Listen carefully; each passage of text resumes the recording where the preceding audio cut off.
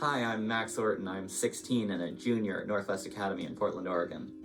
I absolutely love physics and math, and I plan to be a theoretical physicist. This presentation shows some of the work I've done on quantum field theory over the past 6 months. My physics teacher at my school has a cosmology background, so he's been helping me where he can, but it's definitely not his specialty, and everything in this presentation is stuff I figured out on my own. If you're a physicist or a mathematician and you notice a flaw in my math, please reach out to me. I have some doubts about the equations that I'm using. They're all homemade, so the only confirmation I have that they work are the proofs given in the presentation. I also hope that this presentation can connect me with some other people who love quantum physics. Thanks so much for watching, I really appreciate it. So before we do anything else, we're gonna just define the picture of quantum mechanics we're gonna be using. I am pretty sure that it is the Heisenberg picture, but it is the picture that we're going to be using, the picture that I tend to use. We have a set of state vectors, psi, and each psi represents the entire dynamical evolution of a system. This is space-time, so space-time, or the entire dynamical evolution of its wave function. These squiggly lines stand for the wave function of the past and future, and we're assuming that the particle was located at some time, say, t equals 1. Okay, so the idea is these wave functions stand for the whole evolution over time, and then we have a set of operators which are going to measure various properties of this wave function at different times. This is the time-dependent operators that make me pretty sure this is the Heisenberg representation. So we have some collection of operators, x of t, that are going to, and more operators besides, but these are the ones that I'm going to be using for most of this analysis, at least at the beginning. These are the position operators. They're going to be measuring where the particle is at various times t. And we have a more general collection of operators, dubious notation here, that measure all kinds of different properties. These operators, the t parameter in here, is time, and it's determining when you're measuring said property. Now, these different operators at different times are obviously not independent. They have some sort of a law that relate them, and that law is pretty easy to see. The idea is, first thing, and we're just going to take this at face value, is that if you take a state psi and act on it by e to the I h delta t, where h is the Hamiltonian, it is going to shift forward in time. So if this was the initial state, and some squiggly things in here, then the final state is going to be shifted delta t into the future. So this shift right here was delta t. All right, so that's basic idea how these operators work.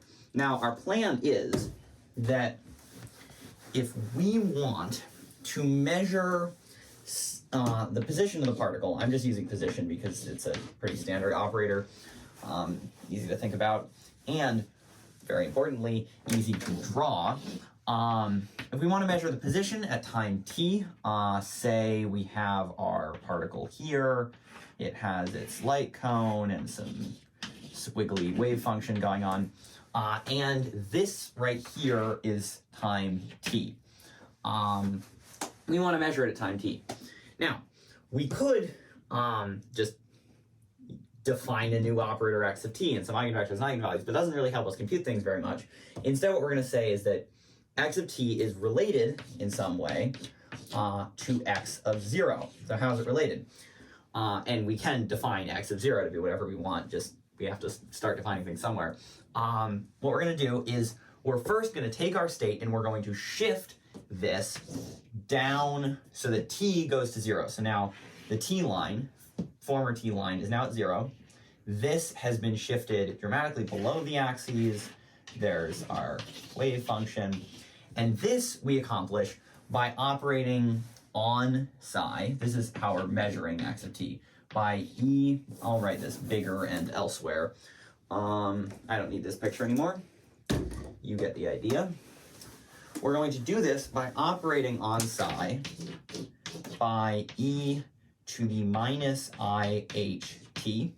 Then we're going to measure the position at 0, and then we're going to shift it back up to get everything back where it was. That's just so that eigenvalues still satisfy an eigenvalue equation of L on L equals L on L, and not some weird L on L equals L times a time-shifted version of L. Not as nice. Okay, so get rid of all that. This is almost the equation that we're going to be using our heads off in the derivation of the equation that we're actually going to be using for most of the presentation. But we're going to do one more thing. Our equation right now states that x of t equals e to the I h t x of 0 e to the negative, here, I'll rewrite this a little bit farther down.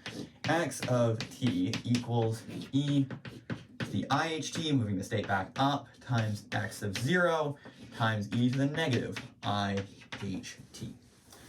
Next off, we are going to think, because this is a difficult to work with equation, difficult to show that something just derived it, and we're going to try to show that something else is equivalent to this equation.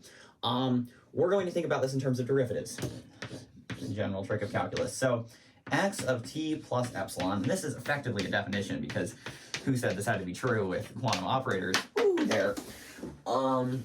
Is x dot of t. Now that's our definition of the derivative. I'm going to erase it because I need room to symbol manipulate. Instead, we're going to plug this into here. So x of t plus epsilon is equal to e to the I h t times 1 plus I epsilon h. We're going to be shifting down pretty soon because we do not have enough room on this board, times x of 0 times e to the negative I h t times 1 minus I epsilon h. Okay, so we get a number of different terms from this. Our first term is going to be where both of these ones come together. So that's going to be e to the I h t. You know what? I'm not going to write it out in detail. That times that is the same as this definition. We get x of t. That is good. That means that things don't change unreasonably quickly and that a small change proportional to epsilon stays proportional to epsilon. Next, we're going to get this times this times this times this times this times this one. So we're going to get this factor with the epsilon, but not this factor. That is going to give us a term. This, and this give us x of t. Just so we're all on the same page here. So that means we're going to get x of t times I epsilon h x of t. Note that the h is on this side of the x for the positive term. Our next is the negative term. We have the 1 and the minus I h epsilon, plus these terms shifting x to x of t. So this is minus I epsilon x of t h. This is our equation. This is our equation, and coupling it with our little definition of the derivative from earlier, we get that the change in x dot of t is equal to I from here. Epsilon cancels from our definition, x of t cancels from our definition, and this we recognize as just the commutator. Commutator of h with x of t. This is the equation we're going to be working with. This is the equation that, number one, entirely summarizes this structure we're using. State vectors represent the whole evolution over time, operators that can measure it at different times. This describes how the operators at different times are related, infinitesimally separated times in this case. We're next going to be showing that a certain equation, I'm writing it up on the board right now, and it's not going to make particular sense because it doesn't, I haven't defined any of the concepts that are going into it right now. It's probably going to feel a little weird, some of the parts of it, because shouldn't this always be true or maybe never be true, but turns out it is. This, we're going to be showing this equation right here is equivalent to this. I do not have a general proof for you. I'm working on a general proof. But I have a proof that works for all of the structures that we're ever going to run into in this presentation, because we're going to be dealing with scalar boson fields, and this equation is equivalent to this in the case of a scalar boson field, so that's all we're going to need to work with. Well, the next step is to prove it.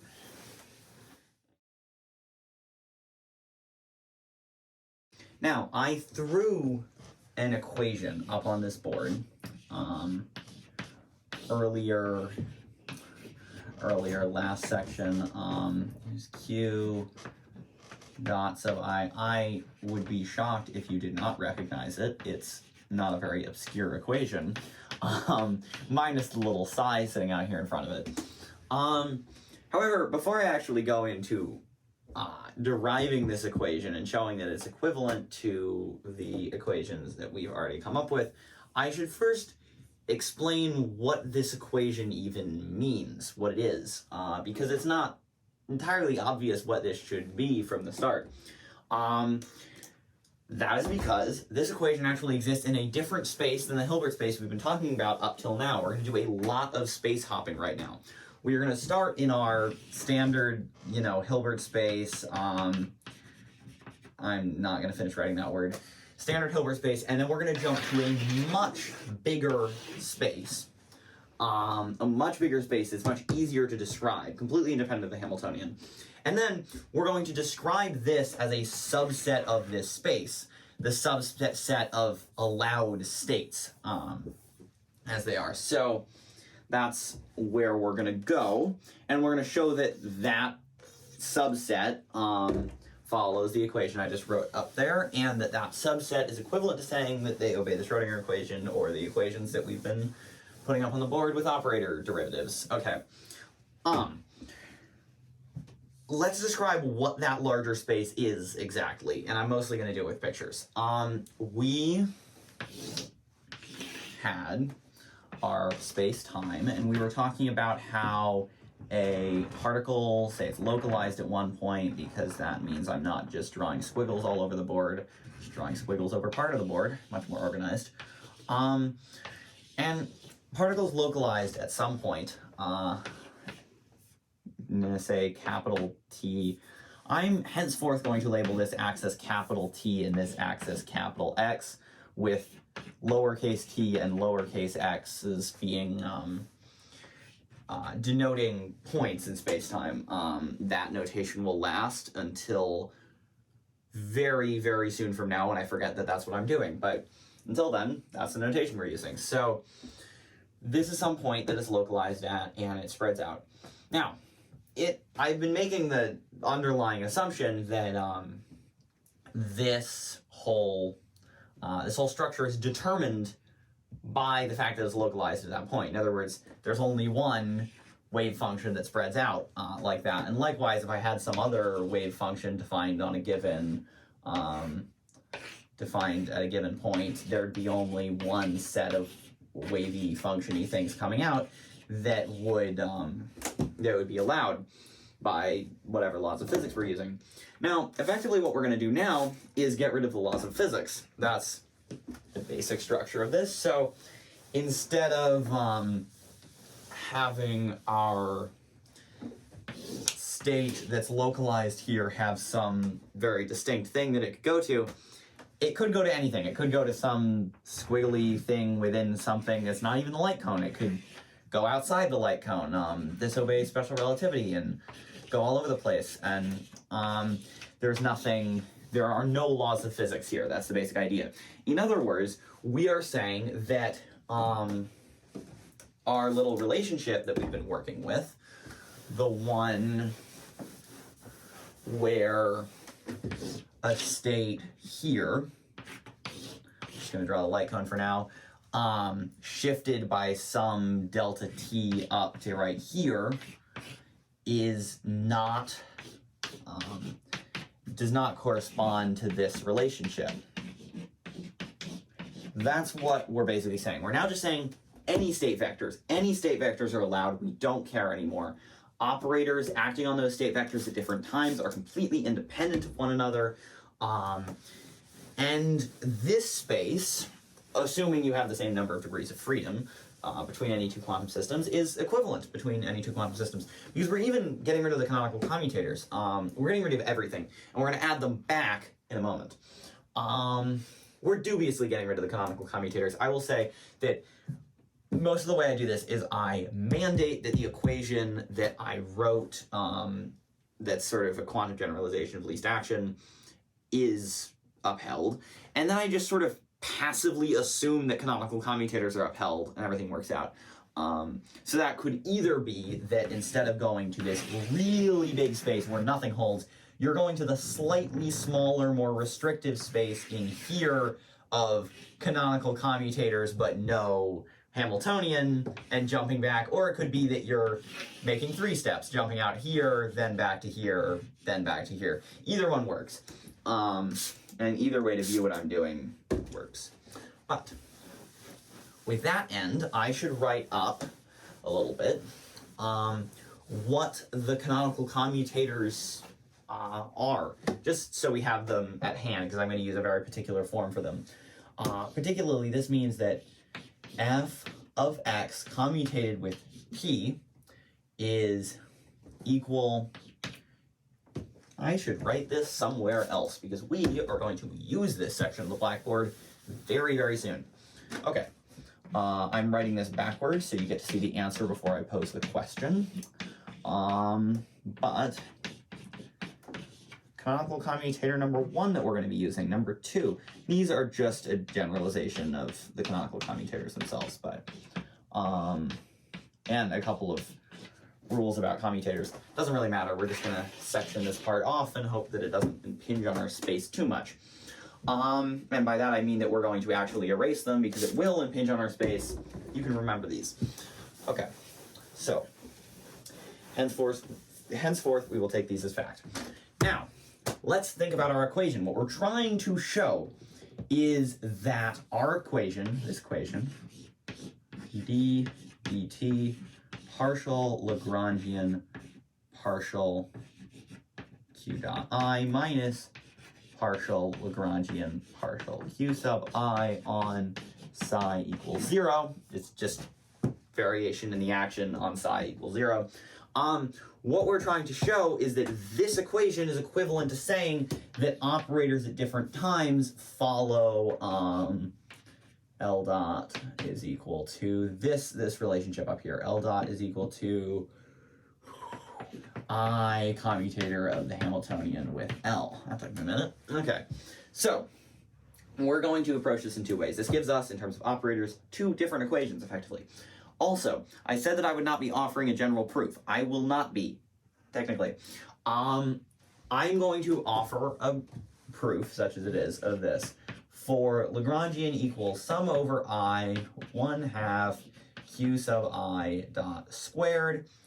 This is the only part in the sum, and then minus some arbitrary potential that depends on all of the q sub i's. Like that. Okay, so pretty general Lagrangian. It applies, most importantly, to the Lagrangian where you have some collection of interacting scalar boson fields, or even, yes, this also generalizes to the proto-Lagrangian too, so you could have spin 1 particles, though we're not really going to be talking about that much in this set of lectures. All right, so first things first, this is the momentum. So the first thing we can get is momentum dot sub I on psi is equal to partial Lagrangian partial q sub I on psi. And I need board space, so this equation is going out the window. Hope you can remember it. Now, this, just another form of the Euler-Lagrange equations, but this right here, what we're going to do is we are going to show that if we assume that this relation holds, the Hamiltonian will come out with the correct form in terms of the Lagrangian. That's how we're gonna go about this. So we're going to temporarily assume that this holds for some operator h. We're also going to assume that h equals sum over I of some function of q dot sub I plus some other function that depends on all of the q's. Again, this is just to make our life easier in trying to prove this. Now, this is saying that the commutator, I times the commutator of h with p sub I is equal to, what is this? Well, this is equal to negative partial derivative of v with respect to q sub I. Okay. What do we make of this? Well, we can just carry this one out. Plugging, and I will change this temporarily to a function of the p sub I, so the commutators come out nicer. This works equally well. In fact, it turns out that this function is the same depending on if you do q sub I or p sub I, and that's because using this Lagrangian, p sub I equals q dot sub I. Just something that we're going to need for later. I'll write it up right now to justify the step I just did. Now, our next step is to plug in g right here. If we plug that in, p obviously commutes with all of the f of p sub I, so the only thing we're going to get is g of q. That is going to then, using the relation that I erased but said you should remember, comes out to be, this is I, you get another factor of I times, not g, partial derivative of g with respect to q sub I, right, times nothing else. That's it. So look back to the relations if you're wondering how I got there.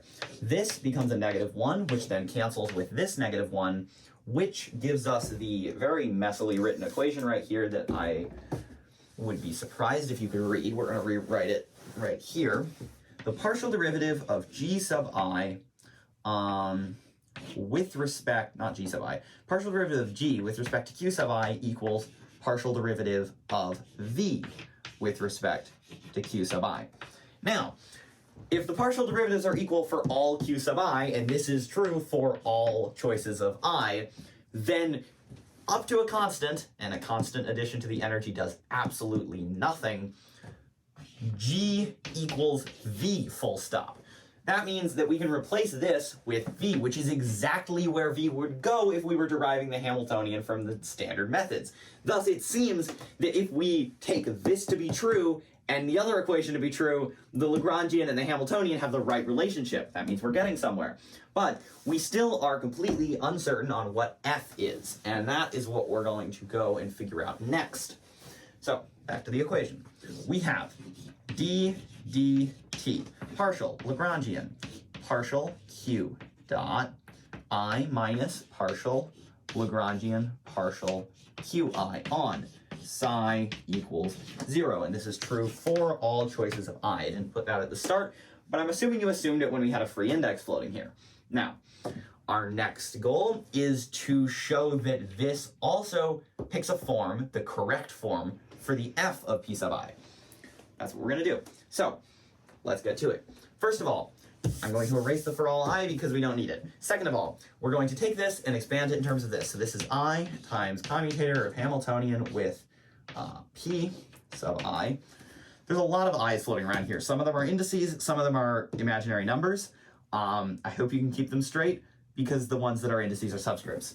Okay, this is then equal to partial Lagrangian partial q sub I. Now, that is exactly the same as what we did before. What's different, and there's a bunch of implied acting on sides here that I don't want to write. What is different, erasing, is that we're now going to replace p sub I with q dot sub I. So this gets us I, commutator of Hamiltonian with I, commutator of Hamiltonian with q sub I. Okay, that's a little weird. Let's roll with it. Next step, this is equal to, again, some acting on sides, don't want to write them. Partial Lagrangian, partial q sub I. That is again negative v, not v, negative partial derivative of v with respect to q sub I. Great, but we're going to go a step further, a weird step further, bear with me, and call this I times the commutator of v and p sub I. Okay. Our next step, we're going to cancel the i's because we don't need them and don't particularly want them. Also, in order to use the canonical commutator relations I threw up on there a while ago, we're going to swap around q sub I and p sub I. Q sub I, not p sub I, and h, that's what I meant, which picks up us a negative sign, which we're then going to ignore and throw over here because it doesn't matter. Anyway, next step. What is the commutator of q sub I and h? Commutator of q sub I and h is partial derivative of h with respect to p sub I. Things are getting confusing. There's also a factor of I that comes in. But we're almost in the home stretch. So this gives us partial derivative, this gives us I, right, times partial derivative of h with respect to p sub I. Partial derivative of h with respect to p sub I is f prime of p sub I. That's the only place where each of the p sub i's comes in. So I'm going to cancel the I on each side of this equation, and we're going to rewrite this with f prime of p sub I. Almost done. Now, what is the commutator of f prime of p sub I with h? Well, any function of p sub I commutes with any other function solely of p sub I, so this whole term doesn't matter, and we can replace h with v. Now, I think you can see where this is going. What is f prime? What is f prime? F prime is equal to p sub I, because every other part of this equation is the same. So we can cancel the commutator, cancel the v, get f prime of p sub I is flat out equal to p sub I. That means up to a additive constant that does not affect the energy, or that affects the energy but does not affect the system or the dynamics or anything important, we get f of p sub I is equal to 1/2 p sub I squared, which is exactly what we want. This is the same as 1/2 q dot sub I squared. Does that look familiar? How would I substitute it in here? This is just the Hamiltonian. This is the standard definition in terms of the Lagrangian. So what have we just shown? We have shown that if you start with a collection of states that have any arbitrary time dependence, where the operators do not have to follow this version of time dependence, because the states, if they are defined in one way at a given point in time, it can be defined any other way at any other point in time. If you then restrict that they are in the null space of this operator, the operator that represents the variation in the action, very suggestive operator, if you mandate that they are in the null space of this operator, these equations, and thus the Schrodinger equation, and thus all of quantum mechanics falls right out of it. Now that we have proved this equation actually is equivalent to the Schrodinger equation and equivalent to stuff in the Heisenberg representation too with operators, we're now going to use it to make some actual calculations. So we're going to start with a Lagrangian for a scalar boson field. We're going to do 1/2 partial mu phi minus m squared phi squared. Okay. Now, you can probably tell from how I wrote the Lagrangian, but I will still write that h bar equals c equals 1, obviously. Also, eta is 1, 0. We're using the mostly negative matrix for this one. Don't think that's... Oh, I need to not use my own weird notation and use actually intelligible notation. Nice thing about doing math on your own is that you can call the identity matrix 1 sub 3 when you want to, but I sub 3 negative, this stands for a 3 by 3 block. All right, so we're going to be using those same conventions all the way through. Get used to them. And this is the form our Lagrangian takes with them. I have a very fun derivation we're not going to do that shows this is the only linear scalar boson field that obeys locality and some other basic constraints. It would be fun. We're not going to do it, unfortunately. However, we are going to apply our equation to it. That is, we're going to say that, and you can derive the field theoretic version of the Euler-Lagrange equations from the standard Euler-Lagrange equations. I am not going to do that here. We are just going to say that you can because you can. So we're going to be using the partial x mu, partial Lagrangian density, partial phi, partial x mu equals partial, or should I say minus, partial Lagrangian partial phi equals 0. That's the form of the equations we're going to be using. And as usual, we're going to be acting it on a state vector psi. Okay, so what does this become? Let's see. First things first, various forms of momentum, conjugate momentum, and its ways of traveling places. We're going to get partial phi, partial x mu. So we're going to go here. This is just partial upper mu of phi. Over on this side, we're going to get partial Lagrangian partial phi is equal to negative m squared phi. There we go. This factor of 1/2 has come in handy twice. Next, we're going to recombine these into one equation, get a nice circle going here, and that will give us partial mu minus,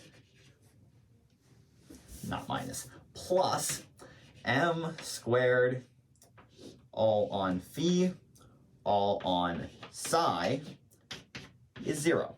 So, allowed psi are psi that exist in the null space of this operator. And as we've seen, that is equivalent to all of the other Heisenberg-Schrödinger stuff that's hard to apply to quantum field theory. Okay, so erasing this and putting this equation up with priority at the top of the board, we won't need the Lagrangian again, possibly ever. In fact, definitely ever. Let's get to this. Okay. Partial mu plus m squared on phi on psi equals 0. That's our equation. Henceforth, we are going to drop the psi. It is there. However, it is everywhere. We are not going to need to specify exactly where it is. We're going to solve this thing like a normal differential equation, because that's effectively what it is when you drop the psi. This, you've probably seen this solved about 100 times, but we're still going to do it. Write phi in terms of its Fourier transform, phi hat of p and p, px d3p, then plug things in. Note that I'm trying to get a method for doing this that doesn't require first making time separate from space and singling out time here. Don't have one yet, so working on it. For now, we're going to do it this way. You get phi double dot, the order of this is a little dubious, but whatever, equals negative, and this is p squared plus m squared. We're skipping a couple steps, but you can see what we did. We just took the spatial derivatives, which brought out factors of p that went here. We took the time derivatives, which went here, etc. Okay, we have this. Next, we're going to solve it. Before we do, though, I want to note that this is just the square of the energy of a particle with mass m, and henceforth we're going to be referring to it as energy squared. So this is energy squared phi hat. Now, this is just a harmonic oscillator. We can write this, break up the derivative, writing this quickly because it doesn't matter too much. Break up the derivative here, you get this, and in the end, we get that phi hat of p and t is equal to some constant operator, which is a function of p, times e to the I energy time, plus some other operator, completely independent, also function of all the p's, e to the negative I energy time. There we go. So, voila. Next, we're going to substitute this back into here and split the integral in half. So I'm going to erase this, but we're going to rewrite it in just one moment. I'm just writing over and over and over again in the exact same spot. Whatever. This gets us that phi is equal to one integral, which is a times e to the I times energy time plus px d3p, where again, energy is a function of P, A is a function of P and is also an operator, and this is plus a second integral with B times e to the negative I, not negative I, times I, negative et plus px, d3p. Now, integrating over p in the other direction picks up a negative sign here and picks up a negative sign on the interior of this function. I'm not even going to notate that because it doesn't matter. We can then recombine these integrals to get us this. From here, note that if phi equals phi dagger, this must be a dagger. A dagger. And now we're going to do something a little bit weird. We have this form. This form is great, but it's not as far as we're going to go. We're going to write it in a no longer Lorentz invariant kind of strange way just for a second so we can get at particle creation and annihilation operators. So this is phi. It's going to be equal to this new thing, lowercase phi hat. So lowercase phi is a new operator. It is a function of all the p's and time, but we're just going to be referring to it at time 0 right now. So operator, function of all the p's. This is different from capital phi. It's a little hard to talk about.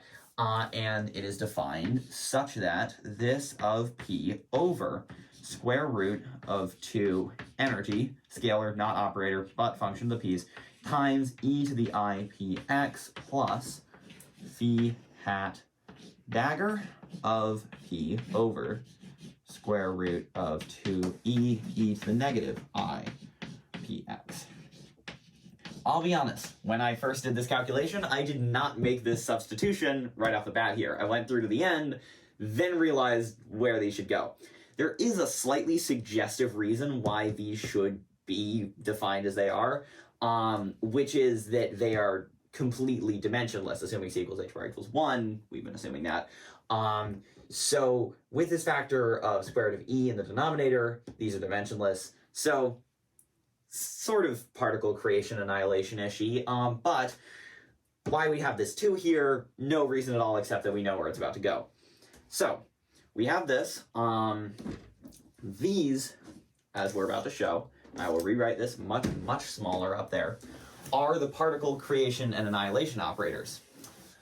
So phi much smaller equals phi hat over square root of 2 energy e to the I px plus phi dagger over square root of 2 energy e to the negative I px d3p. This is short for the 4-vector product p mu x mu, which is also going to expand into the much more unpleasant energy times time plus p vector dot x vector. We're just denoting that px because I'm writing small and too lazy to not.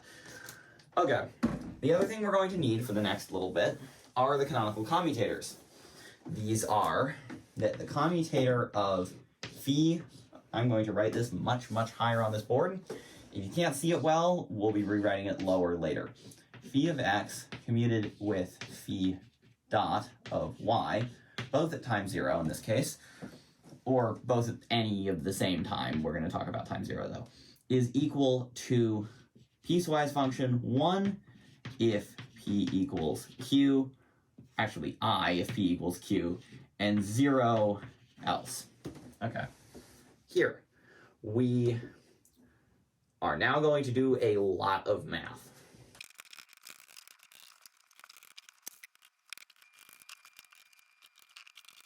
Now, if we assume that this commutator, phi hat of p, phi hat dagger of q, is equal to the Dirac, or not even a Dirac delta function, we're temporarily assuming it's a Dirac delta function, we're going to do something a little weird. We are going to mess around with some factors of infinity right now. Integrals are hard with piecewise functions. We're not going to do them. We're going to assume that this is a Dirac delta function, and then this will come out as a Dirac delta function times I. From there, we're going to cancel a factor of infinity, and that means that this thing should really be another piecewise. Hope that makes sense, and hope it's correct. But if we take this to temporarily be equal to a Dirac delta function of p minus q, if it were, then every time it acted on an operator, said operator would go up in the number of particles and also pick up an infinite factor in front. We don't want that, but we're temporarily assuming this to make the math easy. Okay.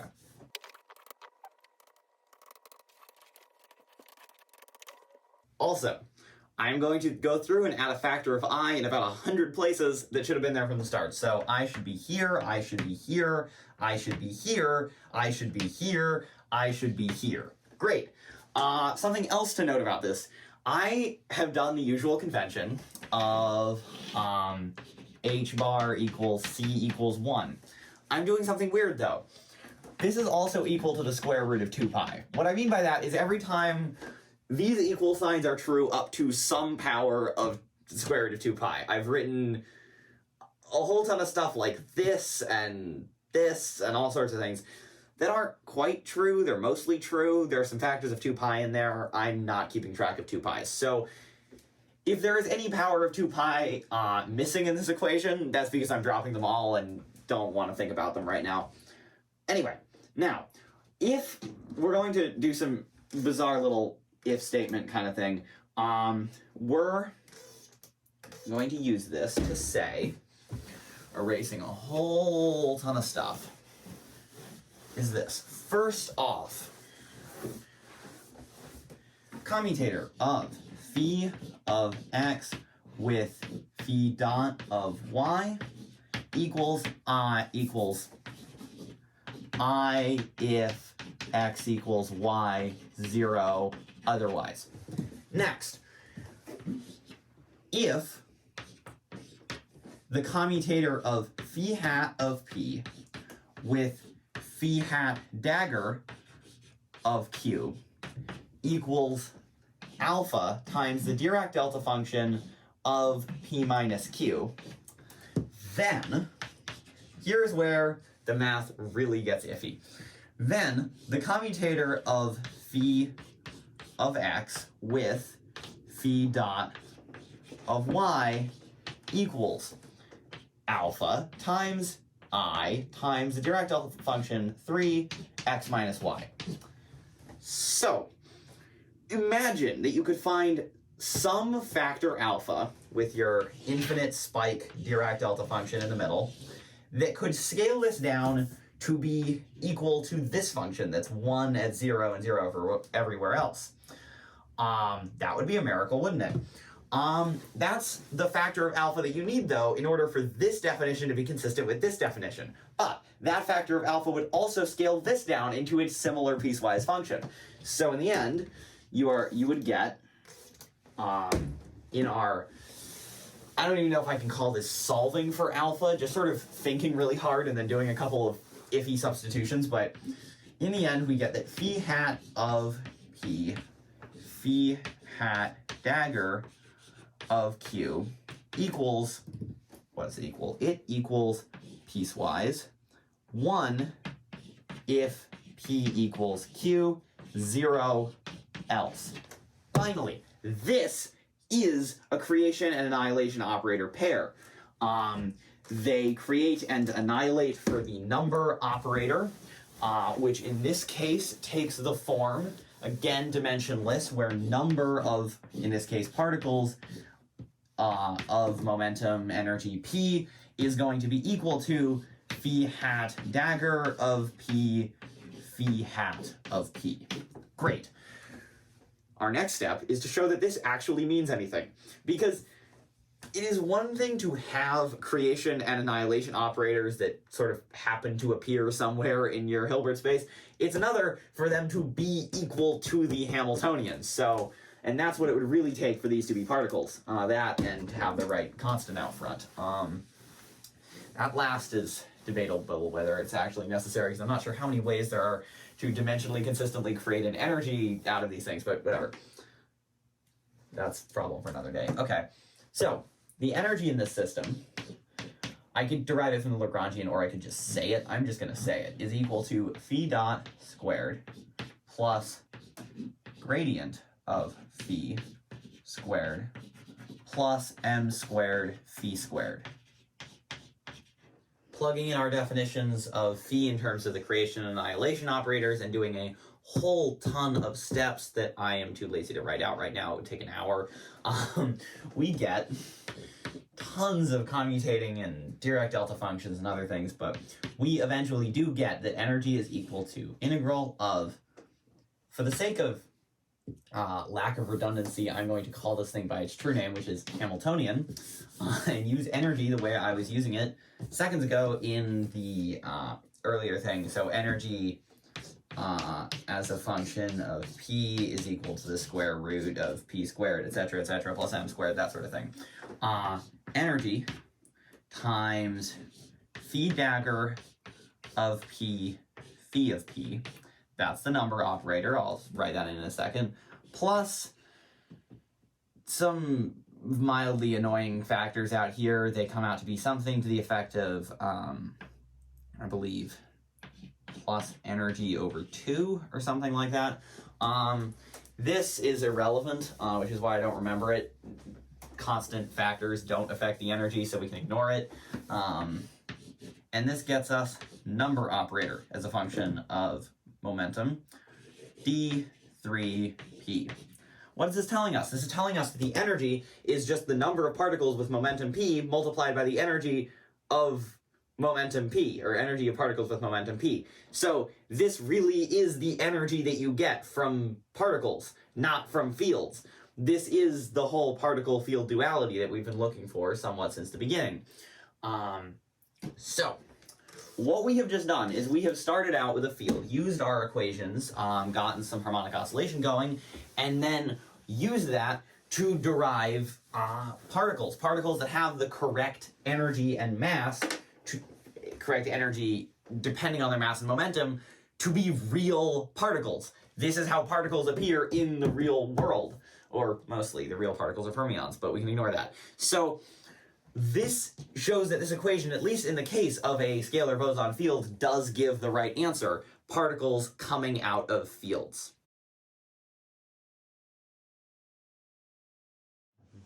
In the last couple of sections, we first figured out the equation governing this model of quantum field theory, proved it mathematically is equivalent to the Schrodinger equation and the Heisenberg representation. Then we went on and solved it exactly in one case, just about the only case you can, that of a scalar boson non-interacting field. So with that out of the way, we're now going on to how you would tackle the rest of quantum field theory that's not a single non-interacting scalar boson field, and that is with computational methods. And I'm going to outline a computational method right here that I thought of that can approximate solutions to this equation when exact solutions are not available. Okay, so the idea of this is we're going to start with some guess. We'll call it psi naught. Just guess for a vector where delta s on psi naught, unless you get exceptionally lucky, is not 0. If it is, then algorithm over, you can just call this your state. Okay, next. The idea is that we're going to go through a whole set of psi n's, where, psi n plus 1 is some function of psi n, and at the end, we're going to get psi infinity. And with the use of this, of some very specially picked function, we're going to find that delta s on psi infinity equals 0. That's our goal. Now, one thing to note, we are not actually getting into the null space of one operator in this model of quantum field theory. We have to get into the null space of an infinite number of operators, one for every point in space-time. That is true. However, it's a pretty minor modification to the algorithm that we're not going to get into. You can change this into an algorithm that does it for infinitely many operators without much trouble, assuming you're discretizing space and momentum space and all that to get a not quite infinite number of operators, which I assume you would for any sort of computational method. Okay, so what is this updating rule for psi n plus 1 as a function of psi n? I'm just going to give it to you, and then we'll talk about why it actually is going to work. Here's what it is. Psi n plus 1 is equal to psi n minus the projection onto delta S psi n, delta S, of psi n. That is our updating rule. Now, we are going to, in order to prove that this really does result in a psi infinity that is in the null space of this operator, we're going to go about proving two things. And to do that, we're going to go about breaking psi n into two parts. These two parts are as follows. We are going to say that psi n is equal to one vector that's entirely in the image space, is in the image of delta S. So I'll call it I sub n for image. Plus, we'll use eta because n sub n is not going to be a nice thing to say. Eta sub n, which is in the null space, where eta is reminiscent of an n standing for null. So we'll just say I component of image delta S, eta component of null delta S, and that makes our goal a significant bit easier to prove. Here's what we're going to say. First off, eta naught is equal to eta infinity. It does not change over the course of this process. Also, I infinity is 0. So, if eta naught is part of the null space, and eta infinity is equal to eta naught, then eta infinity is part of the null space. If I infinity is 0, then psi infinity is eta infinity. If eta infinity is in the null space, psi infinity is in the null space. So, proving these two is equivalent to proving that psi infinity is in the null space. Okay. And again, as usual, proof in this sequence of lectures has a pretty loose meaning, which just means show is true. We're not going to go too much into mathematical details as long as things make sense. Okay, so we have this. We're going to break this down. First off, we're going to prove this. That's our first thing. We're going to prove that the etas don't change during this updating process whatsoever. That is actually going to be exceptionally easy, as we'll see. So, first off, let's not erase this, but move it up here. Psi n equals I n plus eta n. Now we can erase this. And move down here. So, let's think about this. Psi n plus 1 is equal to, for one thing, this is going to be I n plus eta n. I'm skipping a step here, but I think you can all see what I'm doing. Minus our little projection term, delta S psi n. Great.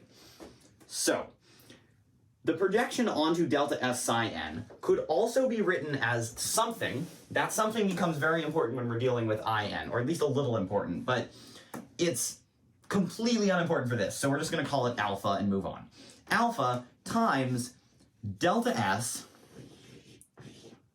on psi n. Now this is a vector, and this is all we need to know about it. In fact, for the entirety of this presentation, this is all we need to know about it. This is a vector that lives in the image. Full stop. Done. So, if this is a vector that lives in the image, it's not going to affect this whatsoever. It's going to combine with this because it's the one that it shares basis vectors with.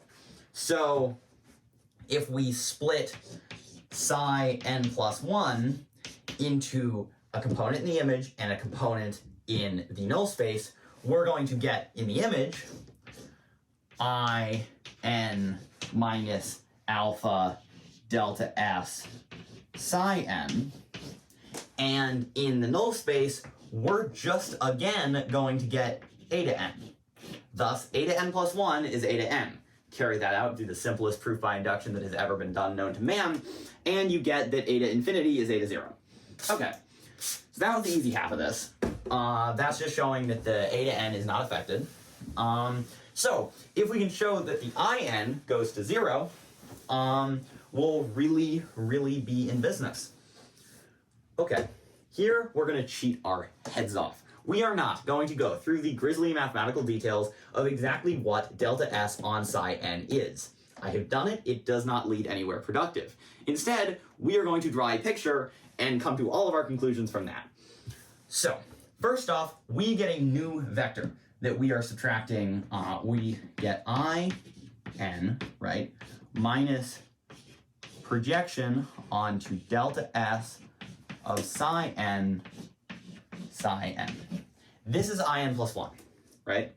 Okay, so we have a vector that lives in the image minus another vector that lives in the image. So let's just move to the image. Forget the null space entirely. We now have a new vector space. It's the image. That's all we're worried about. We are also going to cheat some more. This is a vector that lives in the image, not this specifically. So this guy right here. This is a vector that lives in the image. So that is, we're just going to call it, say, V for vector. This is the projection now of psi n onto some vector in the image. But since we're only working in the image, this is the projection onto some vector. Full stop, that's it, done. Now, next step, we are only working in the image, as we have said many times. That means that this is going to have a term, because projection is just really the dot product scaled a bunch and times a vector, that is psi n delta s, equivalently v, some vector living entirely in the image, multiplied by, or inner producted, with psi n. What is this going to do? Well, we know that because delta s is a Hermitian operator, various eigenvectors and values, eigenvectors specifically, are orthogonal, we can say that this is only going to incorporate in. A to n is going to vanish. So this is equivalent to v on in. Great. Now we are actually fully, only, solely working in the image, which we've been building to for a long time. We're here now. Okay. To be honest, I don't even think that it matters that delta S is Hermitian, but it might, so I'm still going to throw it out there. So this is the projection of I sub n. Bam. So this is I sub n plus 1. Something very, very useful about vector spaces. 0 is the only vector whose length is 0. Somewhat obvious. So we don't actually need to prove that I sub infinity is 0. We just need to prove that the length of I sub infinity is 0. Okay, a little bit easier. We're just modeling this as a random vector, so let's cut through the image space with a plane that incorporates v, incorporates in, and that's it. It's a two-dimensional plane. So incorporates a big slice. It has one vector that is in. I know these are complex vectors, so you can't quite do this, but you could cut through it with a four-dimensional plane or something and do something similar. This is close enough. And v. Again, this is why I'm saying I'm not proving things, I'm just showing they make sense. Now, there is some angle between v and in. I'll call it phi. Okay. So, what does this look like? We're projecting in orthogonally onto v. So, take v and I'll replace it with just a line cutting through the space. And we're going to project this onto v. Next, we're going to have this vector is projection onto v. But we're not done. We're now subtracting that vector away from I sub n. Whew, things are getting complicated. So what do we have now? I sub n is equal to its projection onto v plus this vector right here. So this vector becomes I sub n because it's equal to this sum, and now you're subtracting this part, it just becomes this part. Okay. So I sub n is going to look something like this. It's all rotated. It's shorter in our diagram. That's good to know. Now, we could do a lot of very unpleasant math to figure out exactly how much shorter, or we can say this, which is that the hypotenuse is the longest side of a right triangle. This is very easy. We don't even really need to prove it. Right now, the hypotenuse is I sub n. So the short side, which, okay, I'll write it out. The short side does come out to be sine of the angle between the vectors times I sub n, whatever. It's cool. But, that's somewhat beside the point. The point is that this comes out to be smaller than I sub n. So I sub n plus 1 is equal to, in this case, a number between negative 1 and 1 multiplied by I sub n. Since we're doing magnitudes, this means that, and I will write it out,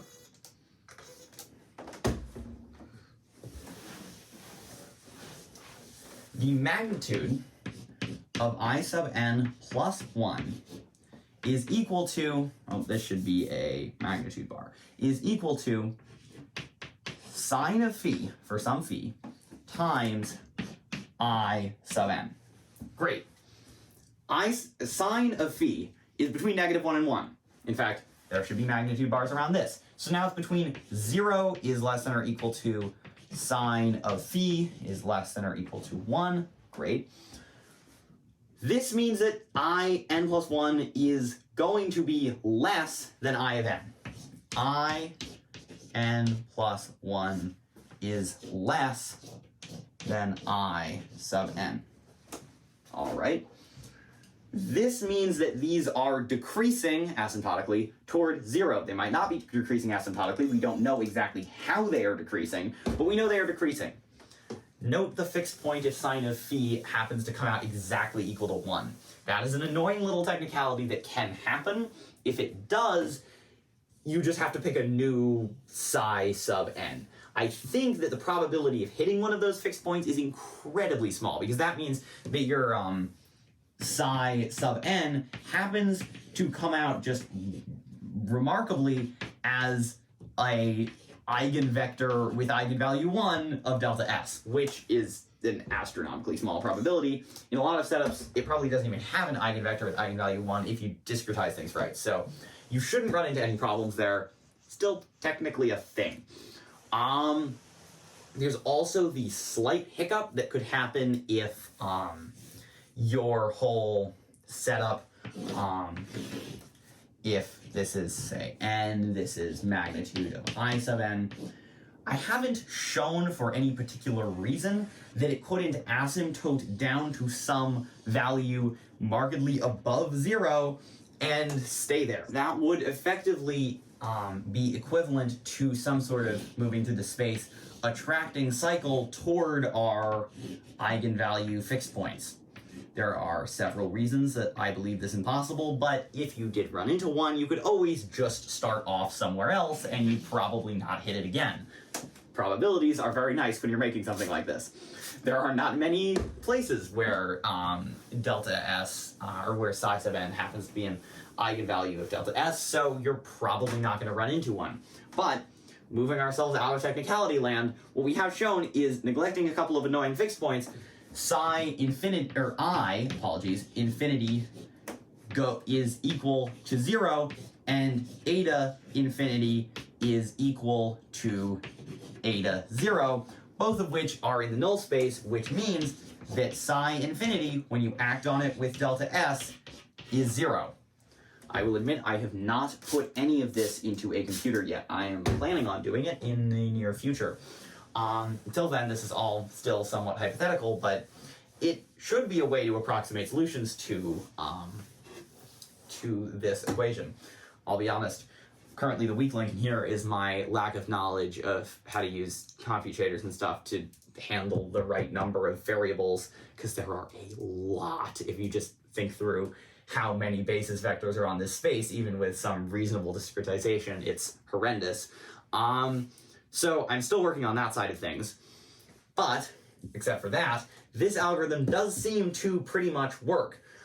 You can add something simple to it that we're not going to get too much into, but I think you can see how, just from me saying it.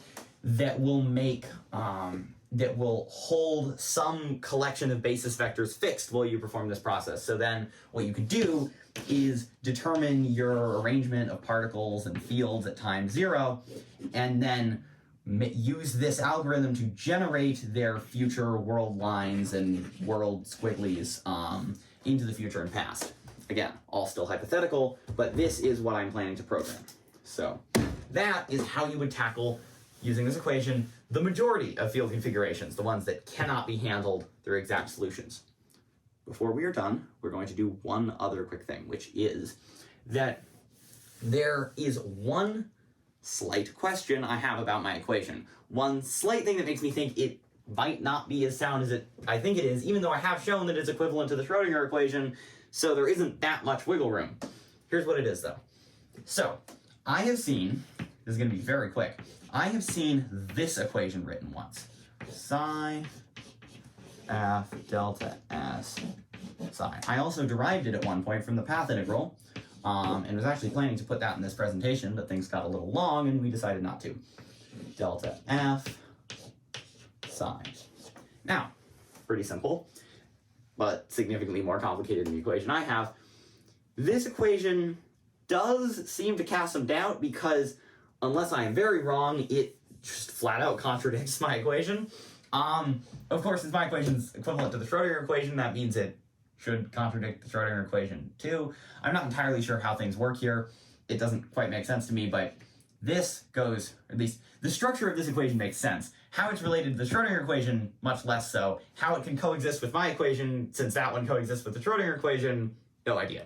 So either this equation is working under a completely different principle that I don't know, or something else, but this does cast some doubt on the fact that my equation, which seems to contradict it, would actually work. Other than that, the equation does seem to be sound. As you've seen, it reproduces the Schrodinger equation in at least one case, and that case happens to encapsulate the scalar boson field. I'm also working on a proof more generally, but do not have it yet. So, that is summarized some of the work I have so far done on quantum field theory over the past half a year or so.